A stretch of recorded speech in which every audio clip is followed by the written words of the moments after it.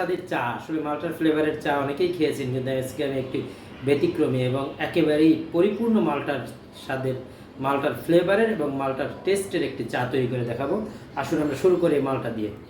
এই সাইজের দুটি মালটা নিয়েছি, এখন শুরু করি। মালটা দুইটিকে দুই ধরনের কাটতে হবে। আমি প্রথমে বড় ধরনের যে মালটা এবং লম্বা একটু, সেই মালটাটাকে আমি বেছে নিয়েছি এবং এখান থেকে উপর থেকে কিছু অংশ কেটে নিয়েছি যেন ভিতরের অংশটাকে বের করা যায়।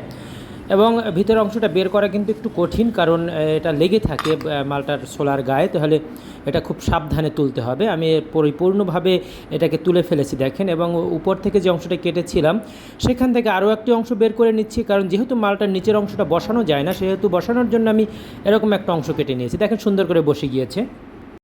তৈরি হয়ে গেল পরিপূর্ণ সুন্দর একটি মালটার কাপ। এবার আসেন পরবর্তী যে মালটাটা ছিল সেটাকে অর্ধেক পরিমাণে কেটে নিয়েছি। এটাও একটু একটা অংশ একটু বড় করে কাটলে আরও একটু ভালো হয়। এখন আমি যে কাটা অংশটাকে আমি একটু ছিদ্র করে নিচ্ছি কাঠি দিয়ে, কারণ এই অংশটাই হচ্ছে ছাঁকনি হিসাবে আমি ব্যবহার করব।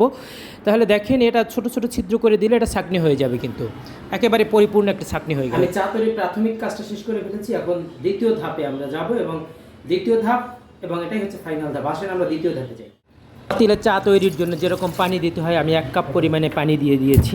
এখন এর মধ্যে চুলাটা জ্বালিয়ে দিলাম। চুলাটা জ্বালানোর পরে দেখেন যখন বলক উঠে গিয়েছে, তখন ওই যে দুই মালটা থেকে আমি যে অংশগুলো বের করে নিয়েছিলাম, মালটার রসের যে অংশটুকু, সেই রসটুকুর মধ্যে মিশিয়ে দিয়েছি ভালোভাবে।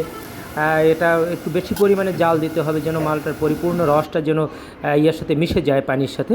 এখন আসেন আমি নিয়েছি একটি তাল মিশ্রি। দেখেন এটা হচ্ছে তাল মিশ্রি। সেই মিশ্রিটাকে, কারণ মিশ্রি চিনি গুড় যেটা দিয়ে আপনি চা তৈরি করবেন সেটাই টেস্টফুল হবে, তবে মিশ্রির চাটা একটু ব্যতিক্রমী হয় বিধে আমি এখানে মিশ্রি ব্যবহার করেছি।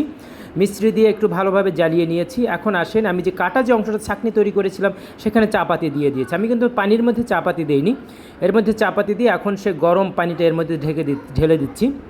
একেবারেই পরিপূর্ণ একটি ছাঁকনিতে তৈরি হয়ে যাচ্ছে দারুণ স্বাদের মালটার চা। দেখেন একেবারে লাল লাল চা জমা হচ্ছে নিচে। একেবারেই পরিপূর্ণ একটি মালটার চা। এই স্বাদ, এই টেস্ট অনবদ্য। এটা কিন্তু খুবই টেস্টফুল একটি চা হবে, কারণ আপনি যেহেতু এখানে অন্য কোনো কিছুই ব্যবহার করছেন না, প্রপারলি মালটা ব্যবহার করছেন। যেহেতু আমি এখন দেখেন আমি কাপের চাটুকু আমি আবার ঢেলে দিলাম এই যে মালটার যে কাপ সেখানে ঢেলে দিলাম। আসুন এখন এটা টেস্ট করি। বানিয়ে ফেললাম সেই অসাধারণ মালটার চা। একেবারেই মালটার ফ্লেভার এবং মালটার টেস্ট এবং সাথে চায়ের ফ্লেভার একেবারে অসাধারণ। অসাধারণ, একেবারে পারফেক্ট। তো একটু টেস্ট করে দেখে আসেন। একেবারেই একটা কাপ, মালটার কাপ, একেবারে পারফেক্ট একটা চা। মানে পুরোটাই মালটার টেস্ট, অসাধারণ মালটার টেস্ট এবং মালটার এই সুন্দর চা, একেবারে পরিপূর্ণ কাপে অসাধারণ চা। বোঝা গেছে খাইতেছে।